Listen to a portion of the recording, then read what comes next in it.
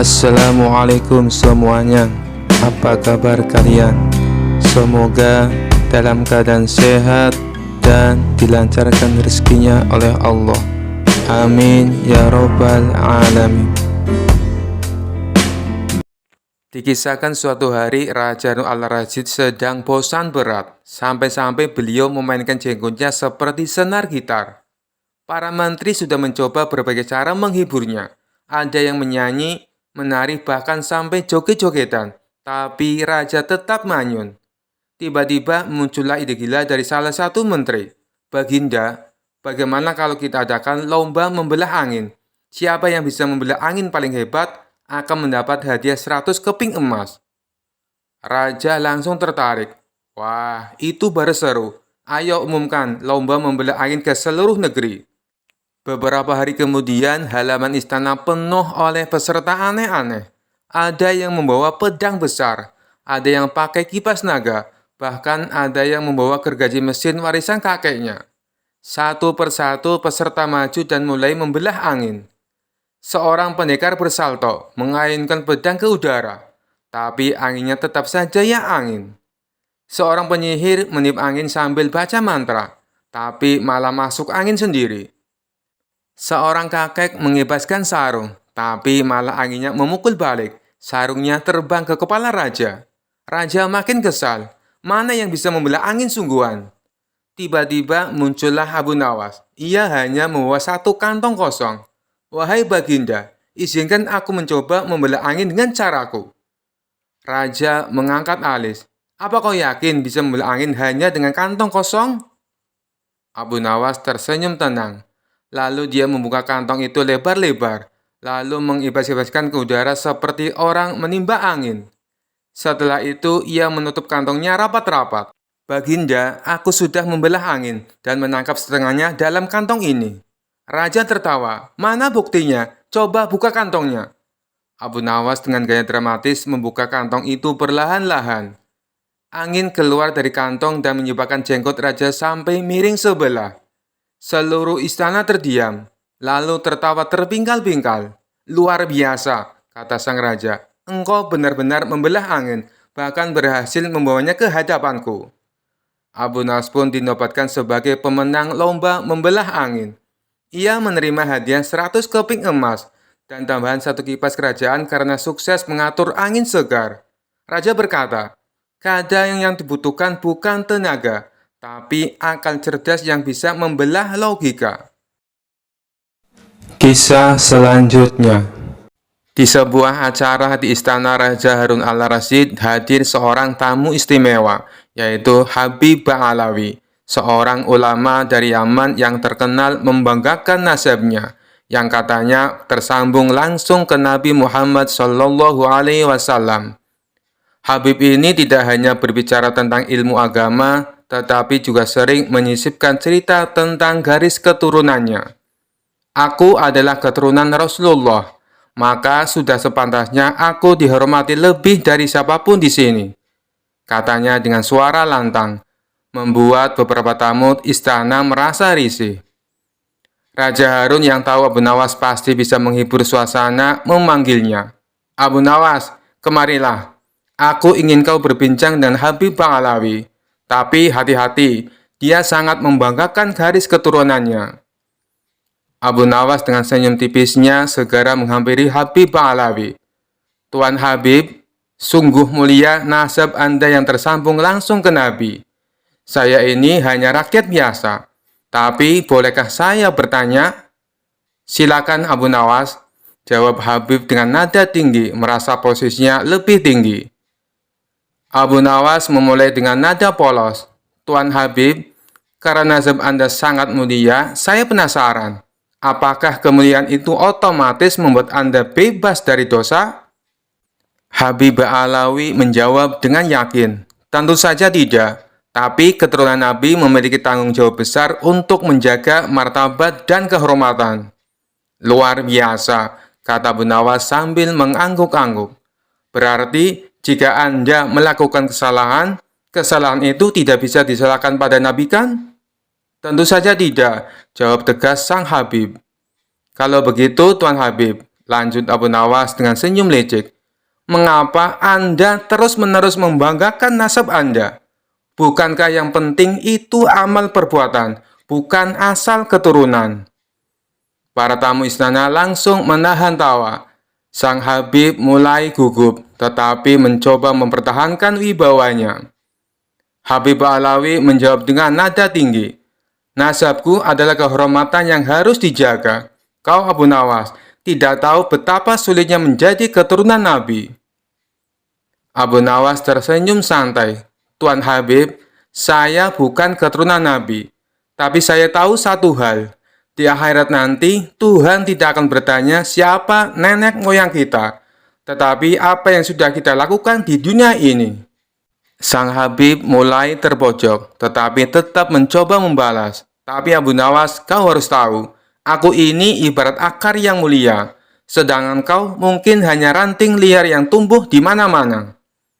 Abu Nawas tertawa kecil. Tuan Habib, akar memang penting, tapi jika pohonnya tidak berbuah, apa gunanya?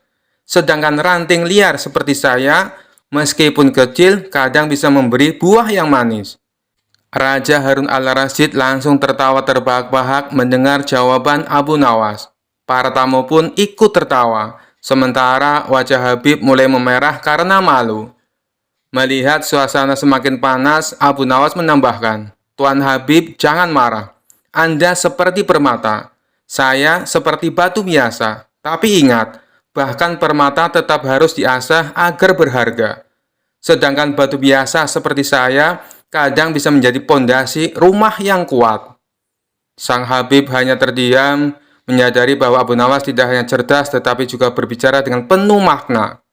Dengan malu-malu ia berkata, Abu Nawas, kau benar. Aku harus lebih banyak belajar rendah hati. Abu Nawas tersenyum, Tuan Habib, kita semua belajar. Saya pun belajar dari Anda. Tapi jangan terlalu sering bicara tentang nasab. Karena Tuhan menilai dari hati, bukan dari silsilah. Raja Harun tertawa puas. Abu Nawas, kau telah menyelamatkan acara ini dari kebosanan. Habib, anggap ini pelajaran berharga. Sejak itu, Habib Alawi lebih berhati-hati dalam membanggakan nasabnya. Sementara Abu Nawas kembali menjadi pahlawan cerdik istana yang dihormati semua orang. Kisah selanjutnya. Suatu hari, Abu Nawas ditunjuk oleh raja untuk menjadi hakim sementara di istana, karena hakim kerajaan sedang sakit. Raja berkata, Abu Nawas, aku ingin kau mengadili kasus perceraian ini. Tunjukkan kebijaksanaanmu. Abu Nawas meskipun tidak biasa menjadi hakim, menerima tugas itu. Di depan Abu Nawas ada sepasang suami istri yang sedang berseteru. Sang suami ingin bercerai karena merasa istrinya terlalu galak. Sedangkan sang istri merasa suaminya terlalu pelit. Abu Nawas memulai sidang dengan penuh wibawa. Baiklah, ceritakan masalah kalian satu persatu, katanya. Sang suami langsung berkata dengan nada kesal. Istriku ini seperti naga. Setiap hari aku dimarahi. Tidak peduli aku bekerja keras seharian. Sang istri tidak mau kalah. Dia ini pelitnya luar biasa. Bahkan untuk makan, aku harus hitung-hitung dulu agar tidak dimarahi. Abu Nawas mendengarkan dengan penuh perhatian, lalu berkata, ini masalah besar. Aku harus berpikir. Sambil berpikir, Abu Nawas meminta waktu sejenak dan beranjak keluar ruangan. Tapi begitu ia kembali, ia mendapati pasangan itu sudah bertengkar hebat. Suaminya berkata, aku sudah tidak tahan, kau tidak pernah puas. Istrinya membalas, kalau kau tidak pelit, aku juga tidak akan marah-marah. Abu Nawas bingung bagaimana cara menyelesaikan pertikaian itu tanpa memperlukan dirinya sendiri. Akhirnya ia memutuskan untuk melakukan sesuatu yang tidak biasa. Abu Nawas berdiri dengan tegas. Baiklah, karena kalian berdua tidak bisa akur, aku akan memberi kalian hukuman. Pasangan itu terkejut. Hukuman? Apa maksud Anda, Tuan Hakim? Abu Nawas tersenyum kecil. Kalian akan dihukum tinggal bersama selama 3 bulan di penjara istana. Kalian harus makan, tidur, dan melakukan semua kegiatan bersama. Jika setelah 3 bulan kalian masih ingin bercerai, maka aku akan menyetujuinya." Pasangan itu saling menatap, sang suami tampak takut dan berkata, "3 bulan bersama dia di penjara, aku bisa mati muda." Sang istri juga ragu, "3 bulan dengan orang sepelit dia, aku bisa kelaparan." Akhirnya mereka berdua sepakat untuk berdamai. "Kami akan mencoba untuk rukun kembali, Tuan Hakim. Tidak perlu dipenjara." Abu Nawas tersenyum lebar. "Bagus, itu keputusan bijak. Ingat, lebih baik hidup rukun daripada saling menyalahkan." Raja yang mendengar kabar ini tertawa terbahak-bahak. "Abu Nawas, kau benar-benar hakim yang unik. Kau hampir dipermalukan, tapi akhirnya justru berhasil menyelesaikan masalah." Abu Nawas dengan rendah hati menjawab, "Baginda, menjadi hakim bukan hanya soal keadilan, tapi juga soal kebijaksanaan dan sedikit akal-akalan." Kisah selanjutnya. Dikisahkan pada suatu hari, Raja Harun al-Rasyid mengangkat beberapa gubernur baru untuk mengurus wilayah-wilayah di kerajaannya. Para gubernur ini adalah orang-orang yang merasa sangat pintar dan sering membantah keputusan raja, karena menganggap diri mereka lebih tahu segalanya. Melihat ini, sang raja merasa kesal. Bagaimana mungkin para gubernur ini berani membantahku, padahal aku yang mengangkat mereka. Aku harus memberi mereka pelajaran, pikirnya. Lalu sang raja memanggil Abu Nawas dan berkata, "Abu Nawas, aku ingin kau menguji para gubernur baru ini. Aku ingin melihat apakah mereka benar-benar secerdas yang mereka kira." Abu Nawas tersenyum penuh arti. "Baik, Baginda, serahkan urusan ini kepadaku." Keesokan harinya, Abu Nawas mengundang semua gubernur baru ke sebuah perjamuan mewah di istana. Makanan melimpah, minuman segar, dan hiburan menarik membuat para gubernur merasa sangat senang. Namun di tengah-tengah jamuan, Abu Nawas tiba-tiba berdiri dan berkata, "Wahai para gubernur, karena kalian adalah orang-orang terhormat, aku ingin mengajukan sebuah pertanyaan sederhana. Jika kalian bisa menjawabnya dengan benar, kalian akan mendapat hadiah besar dari Baginda Raja." Para gubernur yang sombong itu langsung tertarik. "Apa pertanyaannya? Kami pasti bisa menjawabnya," kata salah satu gubernur dengan angkuh. Abu Nawas tersenyum dan berkata, "Baiklah, pertanyaannya adalah, siapakah yang lebih penting, raja atau gubernur?" Sang gubernur langsung menjawab, "Tentu saja gubernur lebih penting. Kami yang mengurus rakyat secara langsung, sedangkan raja hanya duduk di istana." Gubernur lainnya ikut menimpali, "Benar, tanpa gubernur kerajaan akan kacau. Jadi kami lebih penting." Mendengar jawaban ini, Abu Nawas tertawa kecil. "Baiklah, kalau begitu aku punya tantangan untuk kalian." Abu Nawas lalu membawa sebuah kendi besar berisi air dan berkata, "Bayangkan kendi ini adalah kerajaan. Air di dalamnya adalah rakyat. Dan leher kendi ini adalah sang raja.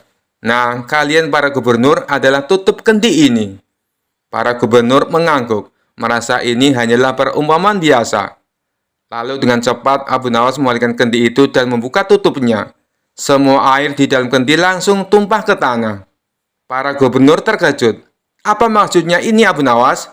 tanya salah satu dari mereka. Abu Nawas tersenyum santai. "Lihatlah, saat tutup kendi ini dibuka, airnya langsung keluar dan hilang. Begitu pula dengan kalian.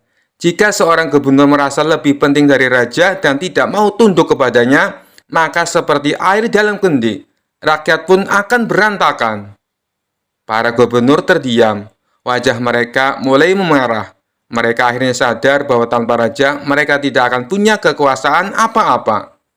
Saat itulah Raja Harun al-Rasyid masuk ke ruangan dengan tawa puas. "Abu Nawas, kau memang luar biasa." Para gubernur ini akhirnya mengerti pelajaran mereka. Sejak hari itu, para gubernur tidak lagi membantah raja sembarangan. Kisah selanjutnya. Dikisahkan suatu hari, raja sedang bosan dan ingin menghibur diri. Ia pun memanggil Abu Nawas ke istana. "Abu Nawas, hari ini aku ingin menguji kecerdikanmu dalam perdebatan," kata raja sambil tersenyum licik. Abu Nawas yang sudah terbiasa menghadapi tantangan raja hanya mengangguk santai. "Hamba siap, Baginda."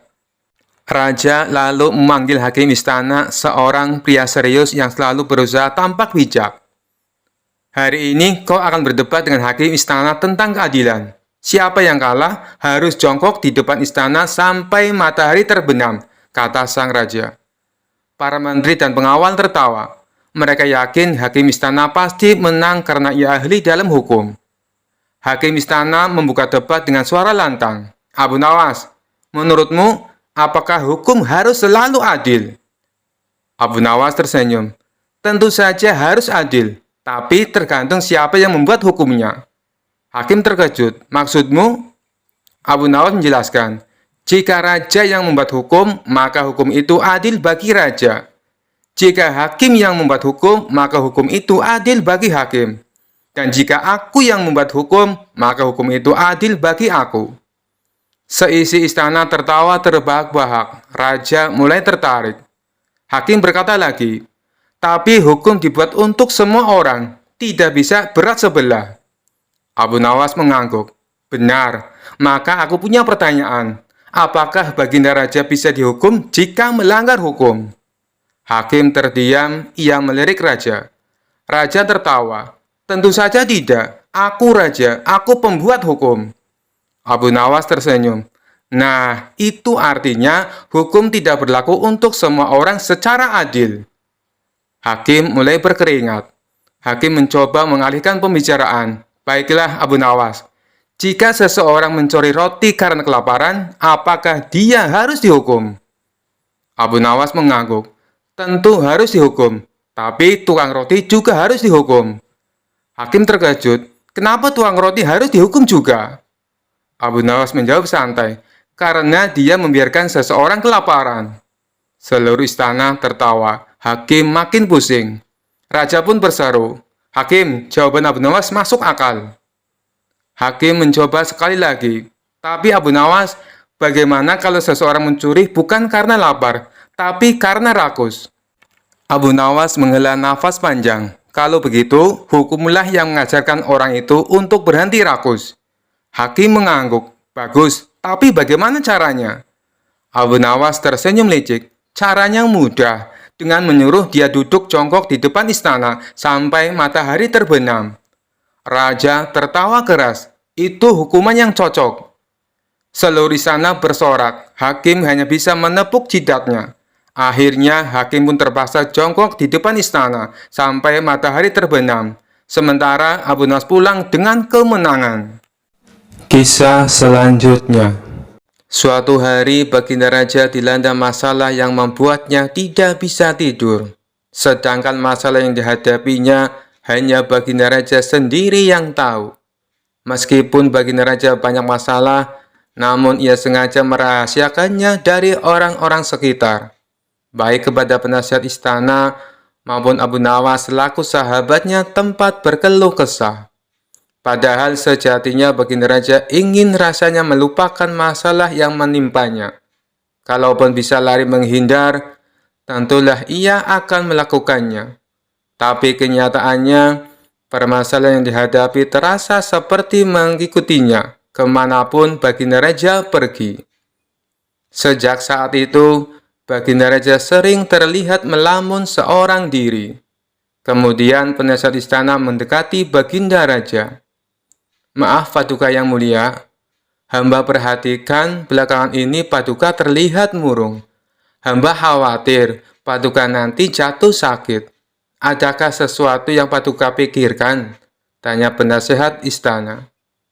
Tidak ada apa-apa. Aku baik-baik saja. Kau urusi saja pekerjaanmu, jawab baginda raja dengan memalingkan wajahnya. Penasehat istana pun hanya terdiam. Ia merasakan gelagat bahwa baginda raja sedang dilanda masalah besar.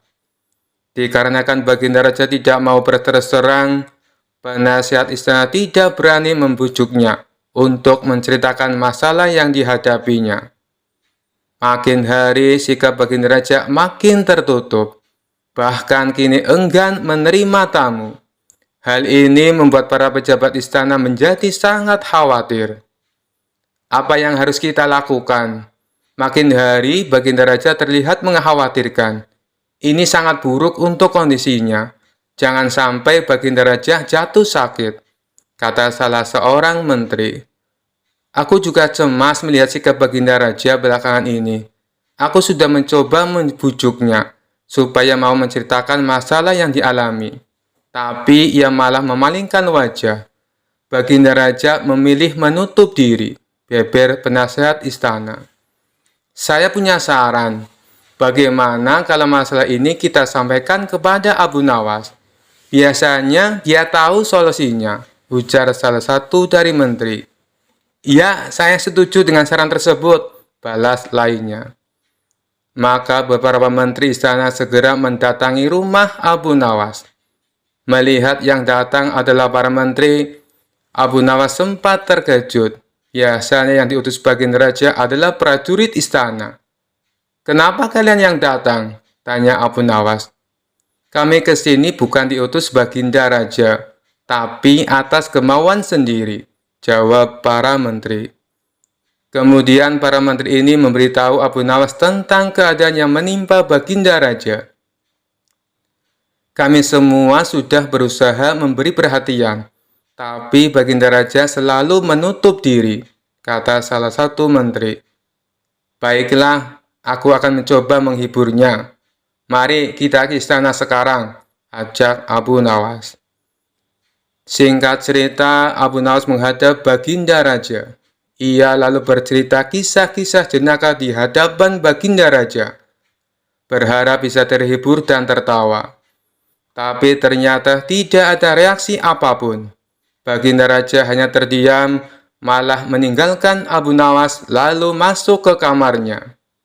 Selepas Baginda Raja pergi, para menteri segera menghampiri Abu Nawas. Bagaimana ini Abu Nawas? Kamu lihat sendiri kan? Ucap mereka. Sepertinya Baginda Raja sedang mengalami masalah berat. Biarkan aku pulang dulu. Aku akan memikirkan cara untuk mengatasi masalah ini, ucap Abu Nawas. Setibanya di rumah, Abu Nawas terus memikirkan cara terbaik memecahkan masalah ini.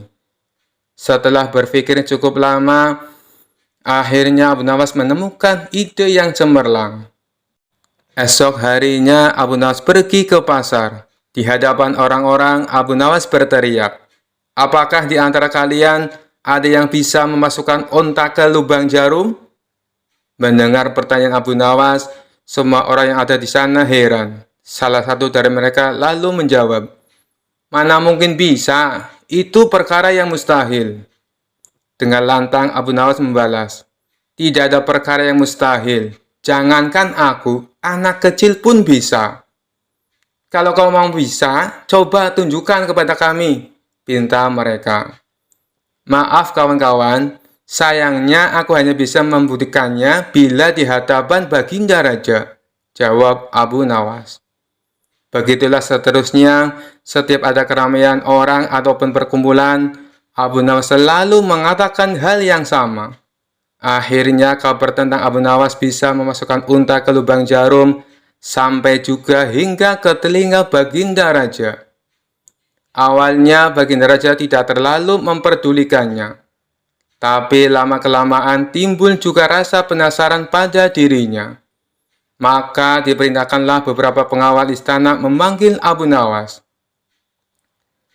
"Tuan Abu Nawas, Anda diperintah Paduka untuk datang ke istana," ucap seorang prajurit. "Benarkah?" tanya Abu Nawas memastikan. "Benar Tuan Abu Nawas," jawab dia. "Rencanaku akhirnya berhasil," pikir Abu Nawas. "Oh iya, bagaimana kondisi Baginda Raja sekarang?" tanya Abu Nawas lagi.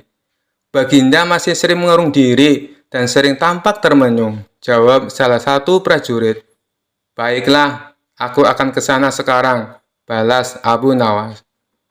Tidak lama kemudian, Abu Nawas sampai di istana menghadap Baginda Raja.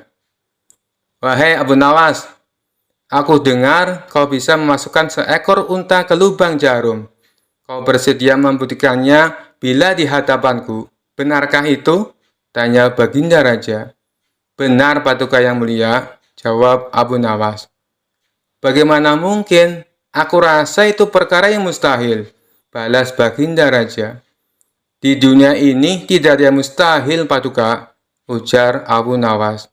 Baiklah, sekarang coba kau buktikan, perintah Baginda Raja. Caranya mudah, Paduka. Kita tinggal membuat jarum yang lubangnya lebih besar daripada seekor unta. Dengan begitu, kita bisa memasukkannya dengan mudah. Bahkan anak kecil pun bisa, jawab Abu Nawas menjelaskan. Kalau caranya seperti itu, semua orang pun bisa melakukannya. Berarti kau telah menipu semua orang, termasuk aku, ucap Baginda Raja. Hamba tidak pernah menipu siapapun, dan hamba juga tidak pernah menipu Paduka. Hamba tidak pernah mengatakan bahwa jarum hamba yang maksud adalah jarum kecil, balas Abu Nawas. Iya, itu benar. Tapi apa maksud dari pernyataanmu ini? Tanya Baginda Raja. Hamba hanya ingin mengatakan bahwa ada hikmah dari pernyataan ini, jawab Abu Nawas. Hikmah? Hikmah dari mana? Tanya Baginda Raja heran. Bukankah tadinya Baginda Raja tidak percaya kalau hamba bisa memasukkan unta ke lubang jarum? Tapi setelah hamba jelaskan, Baginda Raja baru mempercayainya. Begitu juga dengan permasalahan yang sedang kita hadapi. Sebesar apapun masalah, sebesar apapun bebannya, tapi kalau hati kita lebih besar, hati kita lebih luas saat menghadapinya, maka semua masalah akan terasa lebih ringan. Itulah gambaran seekor unta bila dimasukkan ke lubang jarum. Sepintas saat kita menghadapinya, pasti itu mustahil dilakukan. Tapi bila hati kita luas dan besar, maka pikiran kita juga akan mengikuti. Dan pada akhirnya, masalah yang kita anggap mustahil bisa diatasi menjadi mudah dan ringan untuk dijalani. Bagaimana kita akan bisa tenang bila kita menghadapi masalah dengan hati yang sempit? Tutur Abu Nawas. Seketika Baginda Raja terdiam. Ia terus merenungi ucapan Abu Nawas. Suasana pun mendadak menjadi hening. Tidak berapa lama Baginda Raja pun berkata, "Terima kasih Abu Nawas, kau telah menyadarkanku. Selama ini aku memang sedang dilanda masalah, dan hatiku sempit menghadapinya, sehingga pikiranku juga ikut menjadi buntu," ujar Baginda Raja. Sejak kejadian itu, kini Baginda Raja mulai terlihat ceria. Ia tidak lagi terlihat murung seperti hari-hari sebelumnya.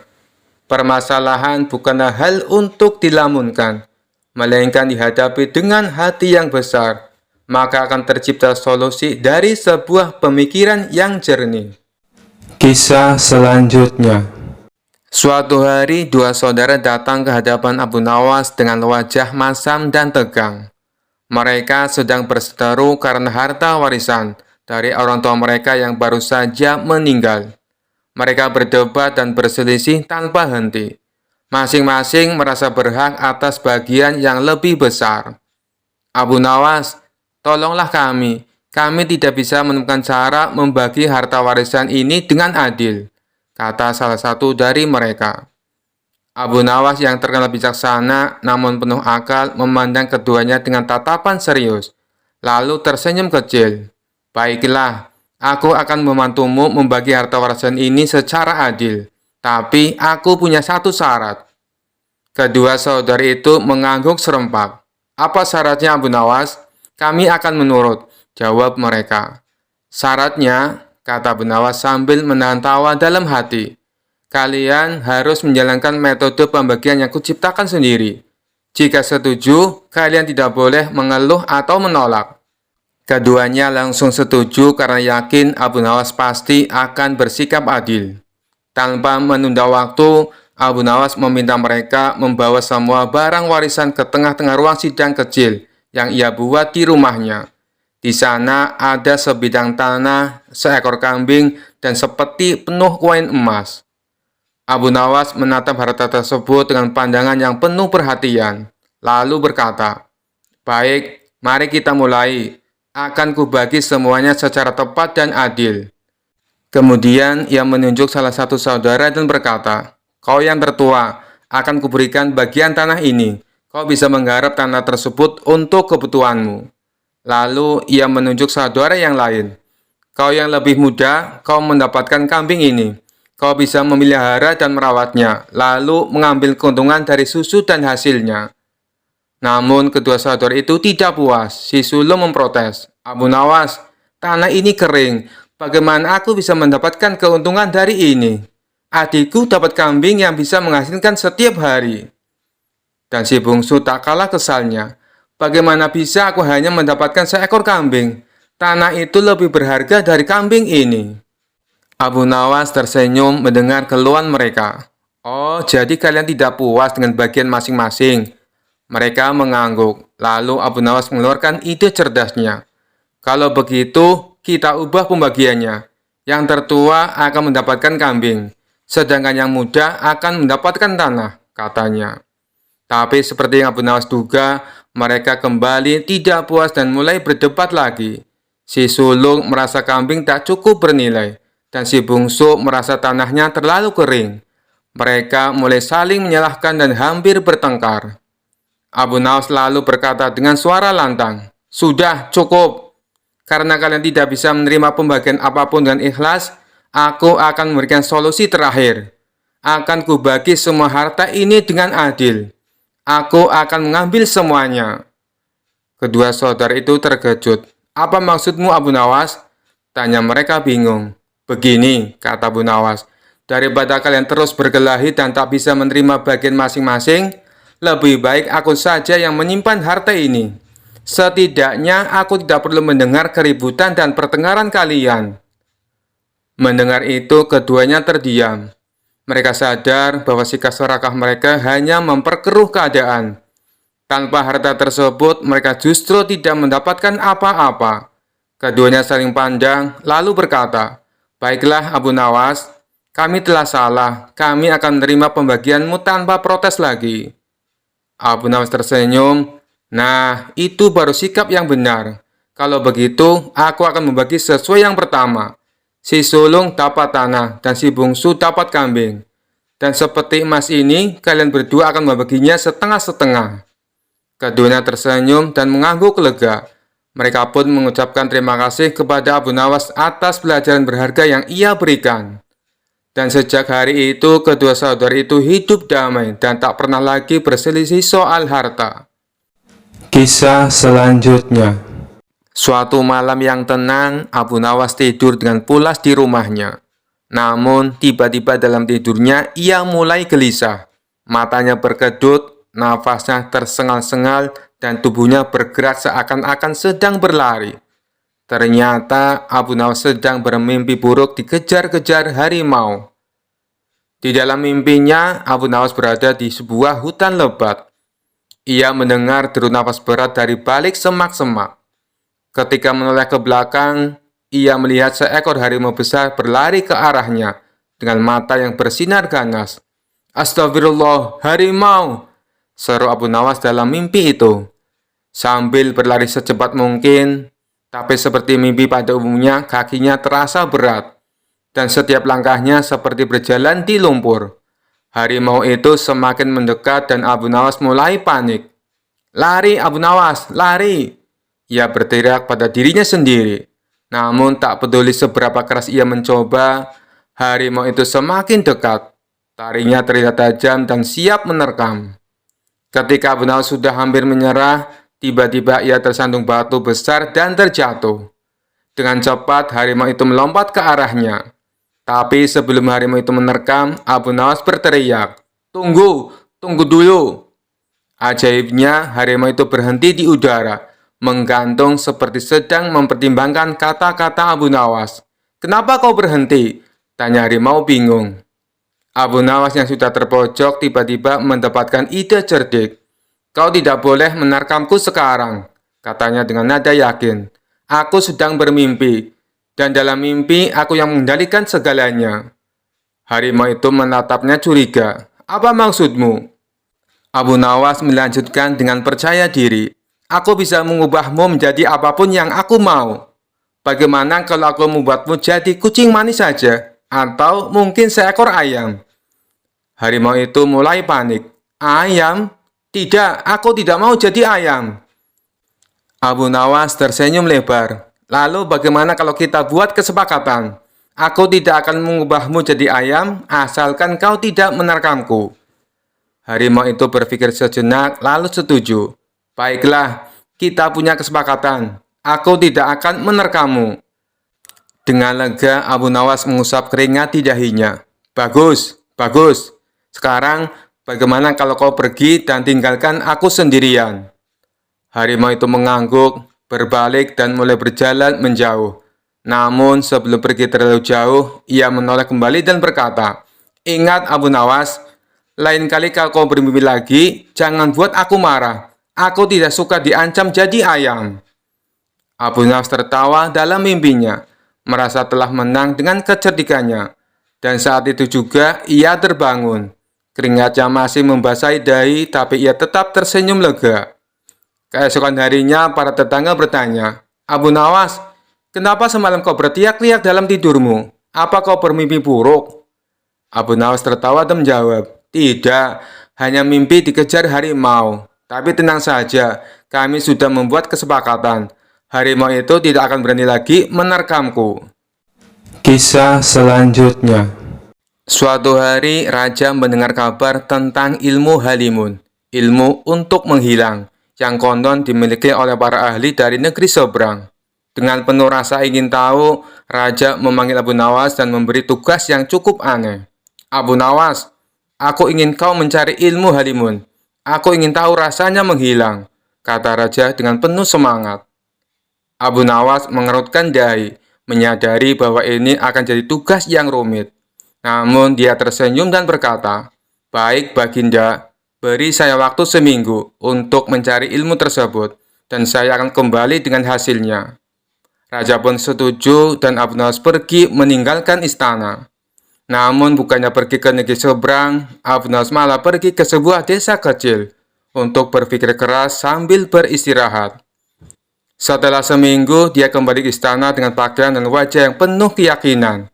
"Baginda," seru Abu Nawas dengan serius, "saya telah berhasil menemukan ilmu halimun. Saya akan membuktikannya sekarang." Raja dan para pengawal yang sudah penasaran segera berkumpul di aula istana, menunggu pertunjukan ilmu halimun dari Abu Nawas. "Baginda," kata Abu Nawas dengan dramatis, "untuk bisa menghilang, Baginda harus menutup mata dan mengucapkan mantra yang saya ajarkan ini.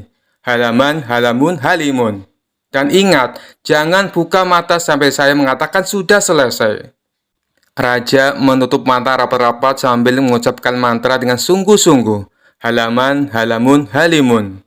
Setelah Raja mengulang mantranya beberapa kali, Abu Nawas memberi isyarat kepada semua orang di aula untuk diam-diam meninggalkan ruangan. Satu persatu mereka keluar dengan hati-hati, meninggalkan Raja sendirian di dalam ruangan dengan mata masih tertutup. Setelah beberapa saat, Raja mulai merasa aneh, lalu membuka mata perlahan. Dia melihat ruangan kosong melompong, tidak ada siapapun, hanya dirinya sendiri. "Luar biasa," gumam sang raja. "Ilmu halimun ini benar-benar berhasil. Aku telah menghilang, sehingga tidak ada yang bisa melihatku." Raja berjalan mondar-mandir dengan bangga, merasa sangat puas dengan keberhasilannya. Dia bahkan mulai menari-nari kecil, merayakan ilmunya yang dianggap berhasil. Tak lama kemudian, Abu Nawas masuk kembali bersama para pengawal dan berkata, "Baginda, kami sudah melihat kehebatan Anda menghilang. Itu sungguh menakjubkan." Raja tersenyum dengan penuh kebanggaan. "Benar, Abu Nawas, ilmu halimun ini luar biasa. Aku bisa menghilang begitu saja." Abu Nawas menahan tawa dan dengan hormat berkata, "Betul, Baginda. Tapi ingat, ilmu ini hanya bertahan jika Baginda tidak memberitahukan rahasianya kepada siapapun." Raja mengangguk serius. "Tentu, Abu Nawas, ini akan jadi rahasiaku dan rahasiamu." Abu Nawas pun meninggalkan istana sambil tertawa kecil. Dan sejak hari itu, Raja tetap yakin bahwa dirinya sudah menguasai ilmu halimun, walaupun sebenarnya dia hanya dibiarkan sendiri di ruangan kosong. Para pengawal dan pejabat istana terus tersenyum diam-diam setiap kali Raja mengungkit tentang ilmunya yang sakti itu. Kisah selanjutnya. Pada suatu siang di sebuah masjid pinggir kota Baghdad, ada seorang pria bernama Abdul Qasim yang sedang beristirahat sejenak. Lalu ia terpana dengan gerak-gerik seorang pria yang sedang khusyuk berzikir sambil bersila. Pria itu bernama Abu Nawas. Kenapa ia sangat khusyuk? Jangan-jangan dalam pejaman matanya ia sedang melihat Allah, gumam Abdul Qasim dalam hati. Merasa cemburu karena mengira Abu Nawas dapat melihat Allah, Abdul Qasim pun mengusik pria tersebut. Ia duduk bersila tak jauh dari pria itu dan menunggu waktu yang tepat untuk menyapanya. Hampir setengah jam Abdul Qasim duduk menanti. Akhirnya Abu Nawas membuka mata dan menoleh pada Abdul Qasim yang tengah memandanginya dengan penuh kekaguman. "Ada apa gerangan? Kenapa kau memandangku dengan begitu tajam?" ucap Abu Nawas. "Begini Tuan, saya perhatikan dari tadi, Tuan tampak khusyuk saat berzikir sambil memejamkan mata. Apakah itu artinya Tuan melihat Allah?" tanya Abdul Qasim. "Allah tidak dapat dilihat, tapi kehadirannya bisa dirasakan," jelas pria itu. "Bagaimana bisa merasakan kehadiran Allah? Apakah ia sekarang ada di sini? Kenapa saya tidak bisa merasakan kehadirannya?" tanya Abdul Qasim. "Sebelum kamu dapat merasakan kehadiran Allah, kamu harus menemukannya terlebih dahulu," jawab Abu Nawas. Abdul Qasim tersenyum girang. Sebenarnya sudah lama ia mengembara mencari Tuhan, namun ia tak pernah menemukannya. Setelah bertemu Abu Nawas, ia merasa benar-benar lega dan gembira. Terasa seperti menemukan kunci yang hilang. "Lantas, di mana dan bagaimana saya bisa menemukan Tuhan yang selama ini aku cari-cari, Tuan?" tanya Abdul Qasim. Abu Nawas tersenyum. Lalu ia menyuruh Abdul Qasim untuk sholat 2 rakaat. Jika sudah selesai, ia meminta Abdul Qasim untuk menceritakan apa yang dirasakannya. Setelah mendengarkan perintah tersebut, Abdul Qasim lalu menjalankan sholat 2 rakaat. Setelah itu, ia mengatakan apa yang dirasakannya kepada Abu Nawas. "Tuan, terus terang saja, selama sholat 2 rakaat, aku lebih banyak melamun," jawab Abdul Qasim. "Sebenarnya saya melafalkan semua bacaan sholat, tapi pikiran saya melayang kemana-mana. Saya juga memikirkan saat Tuan sedang berzikir. Saya merasa cemburu, kenapa Tuan bisa sangat khusyuk saat berzikir, sedangkan saya merasa sangat hampa," jelas Abdul Qasim. Abu Nawas kembali tersenyum, kemudian ia membuat kesepakatan agar keduanya bertemu lagi di distrik Qomti untuk mengembara mencari Tuhan. Tentu saja Abdul Qasim menerima kesepakatan itu. Ia justru merasa bersemangat. 2 hari kemudian, Abu Nawas tiba di Qomti dengan beragam perlengkapan untuk perjalanan jarak jauh. Dirinya punya tekad untuk tak akan pulang dari perjalanan sebelum temannya Abdul Qasim menemukan Allah. Tak lama kemudian, datanglah Abdul Qasim dengan beragam perlengkapan pula. Mereka lalu melakukan perjalanan dengan mengendarai unta menuju pusat kota Baghdad. "Kita akan berjalan ke pusat kota Baghdad. Di sana penuh keramaian, sehingga Allah pasti ada untuk mengatur peran-peran dari kehidupan manusia dan rezeki setiap orang. Namun, tampaknya tak semua orang bisa merasakan kehadiran Allah, seperti yang sekarang ini kamu alami," ucap pria cerdas itu kepada Abdul Qasim. "Baiklah, Tuan, aku siap melakukan perjalanan ini," jawab Abdul Qasim. Jarak antara Qomti dan pusat kota Baghdad sangatlah jauh. Di antara keduanya terbentang padang pasir yang gersang dan panas. Dalam perjalanan, tiba-tiba Abu Nawas mengatakan pada Abdul Qasim bahwa mereka nanti akan menjamak sholat untuk menghemat waktu. Temanku Abdul Qasim, untuk menghemat waktu, bagaimana kalau kita nanti melakukan sholat jamaah takhir? Artinya, kita tidak hanya akan mengurangi jumlah rakaat sholat, tapi juga menggabungkan sholat duhur dengan sholat asar di satu waktu, yaitu di waktu sholat asar. Ucap Abu Nawas. Tuan, mengapa kita tidak sholat jamaah takdim saja?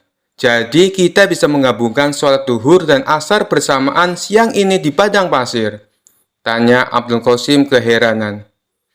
Kenapa engkau lebih memilih sholat jamaah takdim ketimbang jamaah takhir, wahai temanku Abdul Qasim? Tanya Abu Nawas. Begini tuan, saya hanya merasa khawatir bila sebelum asar tiba-tiba kita dirampok penyamun dan mati dibunuh. Padahal kita belum sempat melaksanakan sholat duhur. Jawab Abdul Qasim. Abu Nawas tersenyum lebar. Temanku Abdul Qasim, sholat itu sesungguhnya berasik-asik dengan Allah. Kiranya sholat tak boleh jadi beban. Sebenarnya tak hanya sholat, tapi semua syariat dalam Islam. Tak boleh manusia jadikan beban. Maka dari itu, ada baiknya jika tempat sholat itu nyaman dan mengasyikkan. Jika kita melaksanakan sholat di padang pasir yang panas sekali ini, bisa saja sholat kita kurang khusyuk dan tidak asik. Kata Abu Nawas sambil menginjak-injak pasir. Coba peganglah pasir-pasir ini, sangat panas. Jidatmu bisa saja melepuh jika kamu sholat di sini. Itu berarti sholat yang kamu laksanakan tak hanya jadi beban, tapi juga bisa membahayakan. Mari kita cari masjid di desa Kubedi atau Isbilya. Apabila sesuai perkiraanmu, kita dirampok dan dibunuh sebelum sampai desa itu, tak perlu khawatir. Yang penting kita sudah berniat untuk sholat duhur. Baru berniat saja, Allah pasti sudah tersenyum. Apalagi jika kita benar-benar melaksanakannya. Imbuh Abu Nawas. Baiklah tuan, saya paham sekarang. Ucap Abdul Qasim sambil menganggukkan kepalanya. Setelah perbincangan tersebut, mereka lalu melanjutkan perjalanan. Tak lama kemudian, sampailah mereka di masjid di desa Isbilya. Mereka lalu bertemu dengan serombongan musafir yang berhenti di masjid dengan mengendarai unta mereka. Setelah Abu Nawas dan Abdul Qasim sholat, mereka mendapati bila rombongan musafir itu tidak ikut sholat. Karena penasaran, Abdul Qasim pun bertanya pada salah satu rombongan. Mohon maaf tuan, saya hendak bertanya, kenapa engkau sudah sampai masjid tapi tidak melaksanakan sholat? Tanya Abdul Qasim. Oh, kami sebenarnya sudah melaksanakan sholat jamaah takdim di desa kami. Jadi, kami tak punya kewajiban lagi untuk sholat asar. Jawab salah satu rombongan itu. Lantas, mengapa kalian berhenti di masjid jika memang tak lagi punya kewajiban untuk sholat asar? Tanya Abdul Qasim penasaran. Oh, itu karena beberapa ekor unta kami tampak kelelahan. Jadi, kami berhenti sejenak untuk membiarkan mereka beristirahat di taman masjid ini. Islam mengajarkan kami untuk tidak berbuat zalim kepada semua makhluk, termasuk pada unta-unta ini. Benar begitu kan? Jawab kepala rombongan. Abdul Qasim merasa kagum dengan jawaban ketua rombongan musafir itu. Namun masih ada yang ingin ia tanyakan. Tuan, apakah engkau bersikap baik hanya pada unta saja atau pada semua binatang? Tanyanya. Ketua rombongan itu tersenyum lalu menjawab, jangankan kepada binatang, bahkan kepada pepohonan ini pun kami juga takut untuk berbuat zalim. Kita sholat untuk mencegah dari berbuat fahsyah dan mungkar. Untuk apa kita sholat jika tetap berbuat kejahatan terhadap sesama makhluk ciptaan Allah? Abdul Qasim semakin kagum dengan jawaban tersebut. Ia lalu pamit untuk melanjutkan perjalanan bersama Abu Nawas. Sepanjang perjalanan, ia tampak lebih tenang saat mengendalikan untanya. Sepertinya ia tengah berusaha mencerna kalimat yang diucapkan oleh ketua rombongan musafir tadi. Abu Nawas mengajaknya berbicara untuk memecahkan keheningan. Tampaknya kau sedang berpikir sesuatu. Apa yang sedang kau pikirkan? Tanya Abu Nawas. Abdul Qasim sangat bersemangat dan sontak bertanya. Sebenarnya, tadi saya mendengar kepala musafir menyebutkan kata fahsyah dan mungkar. Jujur saja, saya belum mengerti maksudnya, Tuan. Bolehkah saya meminta penjelasan pada Tuan? Oh, jadi itu yang membuatmu penasaran.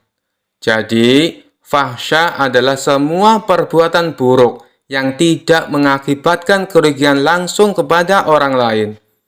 Karena tak langsung memberikan dampak buruk, biasanya orang-orang tak segera bisa mengenali nilai-nilai buruk yang terkandung dalam fahsya itu. Setelah itu, Allah akan memberikan pelajaran lewat agama. Jelas Abu Nawas. Agar hamba semakin paham, bisakah Tuan menyebutkan contoh fahsya? Tanya Abdul Qasim antusias. Contohnya saja perzinaan, meneguk minuman beralkohol, atau memakan makanan haram.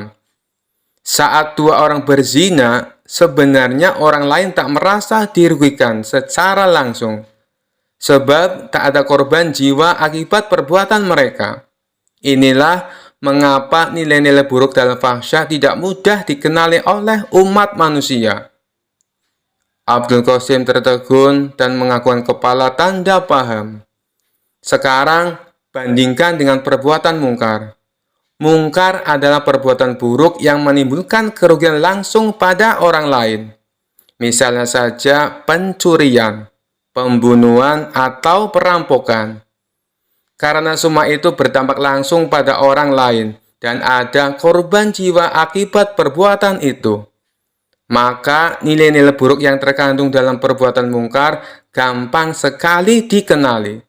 Bahkan seorang ateis sekalipun percaya bila pembunuhan, perampokan, dan pencurian adalah perbuatan buruk.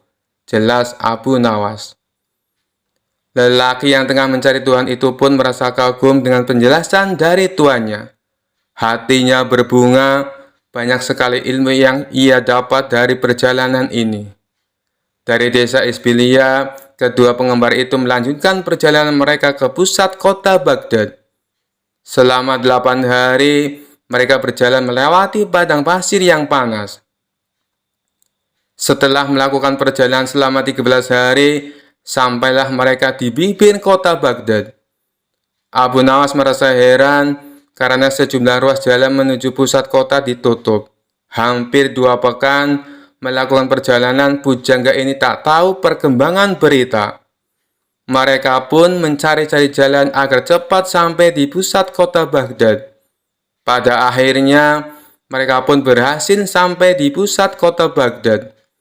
Ada ratusan ribu orang berkumpul di alun-alun karena hendak melaksanakan sholat. Rupanya, hal tersebutlah yang membuat sejumlah ruas jalan ditutup. Lalu Abu Nawas mengajak Abdul Qasim untuk ikut sholat berjamaah. Usai sholat, mereka menyaksikan sejumlah orang naik ke atas panggung, lalu satu persatu melakukan orasi. Beberapa orang berorasi menggunakan kalimat yang tak selayaknya diucapkan usai sholat. Abdul Qasim yang jarang berkunjung ke pusat kota Baghdad merasa terheran-heran menyaksikan pemandangan ini. Usai mendengarkan semua orasi, mereka melanjutkan perjalanan. Abu Nawas lalu bertanya pada Abdul Qasim, "Bagaimana? Apakah sejauh ini kamu sudah menemukan Tuhan?" "Belum sepenuhnya," jawab Abdul Qasim dengan nada suara agak sedih. "Bahkan sejujurnya, di alun-alun tadi saya merasa tidak sholat. Boro-boro saya menemukan Tuhan," imbuhnya. Abu Nawas tahu arah pembicaraan Abdul Qasim, tapi ia biarkan temannya itu meracau sendiri di atas panggung untanya. "Saya merasa barusan mengalami perbuatan mungkar," ucap Abdul Qasim meracau. "Kenapa bisa begitu?" Tanya Abu Nawas. Saat menuju pusat kota Baghdad, kita tadi benar-benar kesulitan mencari jalan. Karena beberapa jalan ditutup gara-gara ratusan orang mau sholat di tanah lapang. Padahal, sebelah lapangan itu ada masjid yang besar. Bukankah ini mirip definisi perbuatan mungkar yang Tuhan pernah jelaskan? Ucap Abdul Qasim. Saya tak ingin buru-buru mengatakan yang mereka lakukan tadi itu adalah perbuatan mungkar. Siapa tahu mereka memang berniat untuk sholat berjamaah di tempat terbuka, ujar Abu Nawas. Dalam hati, Abu Nawas sebenarnya merasa senang karena temannya mulai menemukan pintu yang benar menuju Tuhan. Ia makin bersemangat menemani Abdul Qasim untuk menemukan Tuhan. Setelah 2 hari meninggalkan kota Baghdad, sampailah mereka di sebuah masjid kecil di pinggir gurun. Saat menambatkan unta di halaman masjid, mereka sadar bila bekal mereka telah habis. Lalu mereka pun bingung apa yang bisa dimakan di kampung kecil di tengah gurun seperti ini.